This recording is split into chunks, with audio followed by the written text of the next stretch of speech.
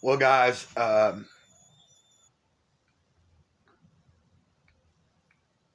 making this because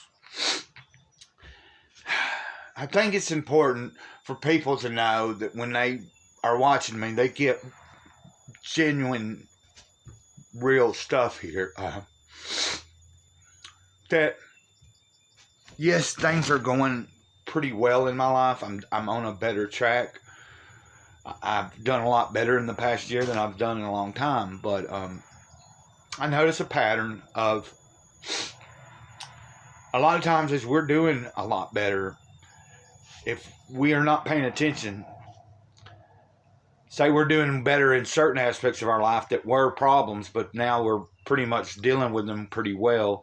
It's always like something will find a way in if you aren't aware of it.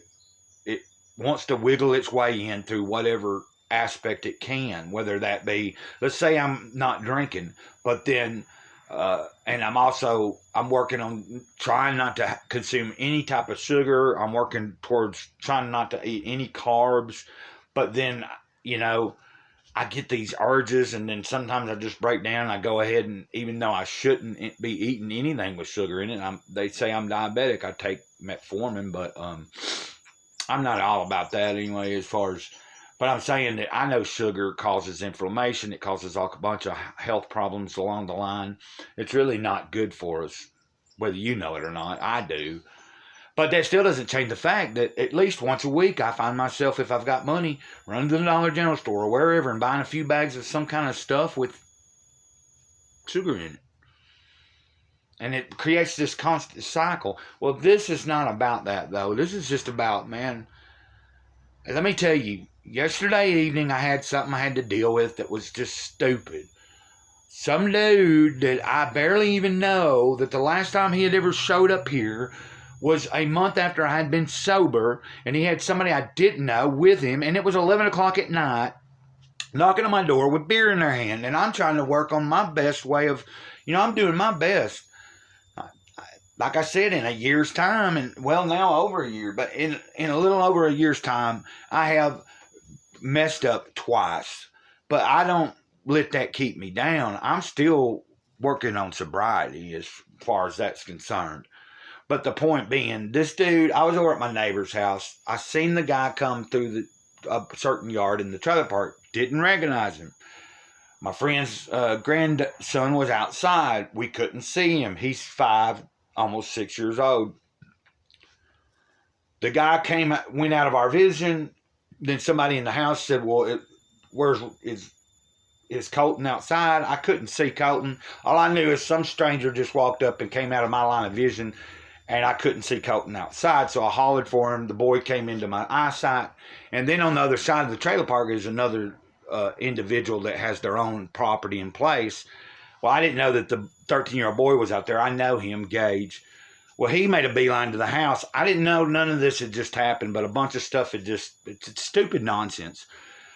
So I'm standing there. Colton comes in. I start asking Colton questions.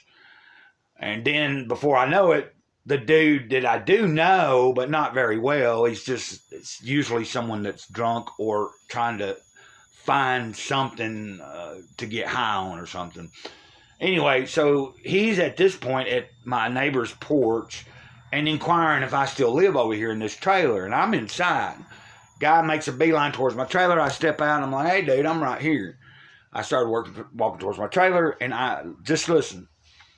So then I walk as I'm talking to him, and he's like, "It's been a while." And we get closer to my trailer, and like in my mind, I'm thinking, do I just tell this dude I'm busy and I don't have time to visit? Or am I going to be nice, let him in for a little bit, and I know my tolerance and when I need to just tell him to go. So I took the nice route. Yeah, come on in. But as we're walking to the porch, it's like, I got a pint of whiskey and, blah, blah, blah. And I'm like, "Look, dude, I ain't drinking, but you can come in. It ain't, that don't bother me." He sits down, and I'm telling you, within 10, 15 minutes, a cop had pulled into the trailer park, backed out, and pulled over at the neighbors on the other side of the fence. That's not of the trailer park. because he points it out. He goes, oh, the cops coming to the trailer park. And I'm like, what? I see him backing out, going over there. And then a second one came in behind over. I'm looking over at the neighbors. Basically, I was like, dude, what did you say to anybody? What's going on? I just told him I needed a ride. Okay.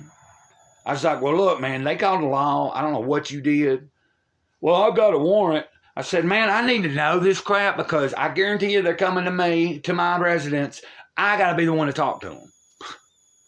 So anyway, it wasn't a big deal because I'm not doing anything wrong and I don't cause no trouble. The law, anytime I have interaction with any of the police officers in this little country bumpkin place, it's always positive.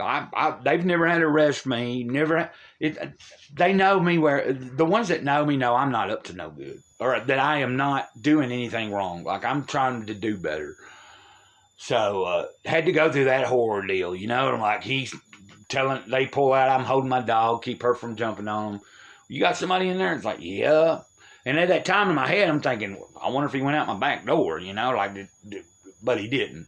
They holler at it, and they're like, what's his name? I said, all I know is they call him Coon. And so they get him out there, and he finally tells them his legal name. As soon as he says his legal name, of course, they're familiar with him. And then he does tell them he's got a warrant. So then they, and you know what I'm saying? It was just crazy.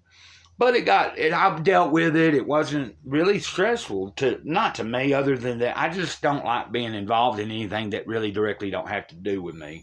If I'm not doing something wrong where the law's involved, or I'm not having something happen where I have to maybe be the one to get the law involved, then I don't necessarily want to have to be dealing with it. But I handled it pretty well.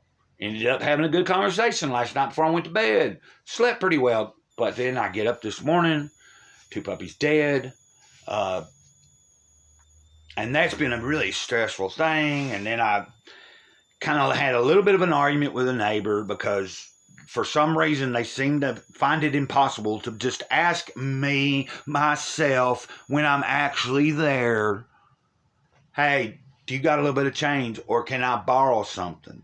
They wait almost all the time till I've left out the door. I'm already at the trailer. Then they have either their sister or somebody else asking me. Or let's say I'm getting a ride somewhere and halfway to the place or when I come out the store, they've done called who's driving me for them to ask me, can Mr. Cloud pick up something for us so-and-so? Can so-and-so? And it is blowing my mind how hard is it if I'm standing right there before I've ever walked out the door to just simply ask me. Now it might seem like I'm bitching or complaining, and I am in a way, but I'm not complaining just for no reason. And I just basically, I was back over there telling them about the puppies or whatever.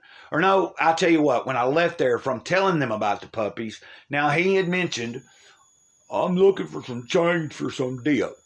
Well, there's a difference in saying you're looking for change and asking me if I have change to spare. There's a big difference. I'm not over here 2 minutes and then someone's knocking at the door, and it wasn't him, but it was my friend's daughter asking if I might have the money. Now, they didn't ask her to come over here, but she just went ahead and did it because she got tired of it. Because when I left, let's just say things were being said like, oh, next time Mr. Cloud won't say about me. Well, let me tell you, I ain't asked him for help in a long time. I get asked for help more often. And I don't mind doing it. It's just, if I'm right there in front of you, why don't you just open your mouth and say it? Don't allude to it. You can talk about how you don't have money for what you want and you're trying to figure it out. But if you don't directly ask, I'm not just going to take your clue. I knew what was going on. But, dude, how hard is it to say, Mr. Cloud, you think you got some change or something you can spare? Because Mr. Cloud usually says yes if he has it. Which I did give the daughter some money, and then I went back over there. But I told him, I said, ask me. Oh, I did. He got mad. He got mad because I told him to ask me. Oh, I did. I said, no, man, you did not ask me. All you said was, I'm trying to scrounge up some change for some dip. There's a big difference. You got to open your mouth and ask the question. Don't just elude. So anyway, that was one thing I had to deal with. So I dealt with him being mad. But then, you know what I did? I took a step back and said, look, man, I'm sorry. I'm not actually mad at you. I'm not trying to be a butthole. But I'm dealing with a lot. I said, from yesterday evening to the drunk dumbass that you know yourself I dealt with, to this morning, 2 dead puppies, having to dig a hole, cutting my finger when I was digging the hole, and then having to deal with someone wanting to bitch because I didn't just voluntarily catch on or offer something. But then they want to get mad when I point out, from now on, if I am directly in front of you and you know I might potentially have it, ask me. Don't wait till I've walked out the door. Don't call somebody else while I'm halfway to where I'm going and then have them ask me. It's getting frustrating for them and me. So hopefully I made the point. But I took and apologized, even though maybe I didn't have to, but I did, because I don't want no bad blood between something that's trivial. And there you go. It's a rambling on, Mr. Cloud. And I thought I might tear up, and I'm trying to keep myself from tearing up. Because I'll tell you, there's a third puppy now acting pretty crappy. And so we're looking at potentially, there's a possibility that these puppies, they might have parvo. It could be, because I haven't wormed them yet, and I should have probably, but you know, I wasn't thinking I was even going to have them. My intention was trying to find them homes and letting somebody else, but that might seem like look, man, I'm doing the best I can. I've only got a certain limited amount of stuff, and I'm trying to put a lot of things together at the same time. But it just saddens my heart, because my intention is I didn't want to take these puppies to a pound or anything where they might get potentially put down. I wanted to keep them as long as it took to get rid of them. But it also may be just nature's way of helping eliminate certain things, making it easier. I don't have to understand it, and I do understand that death happens to people, to plants, to other organic beings and organisms, you know?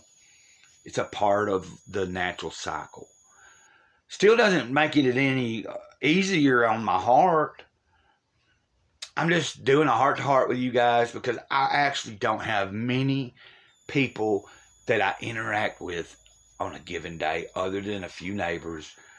And most of my interaction is on social media, and I'm trying to not be on there all the time. So you guys watching this video are like family to me. I hope that means something.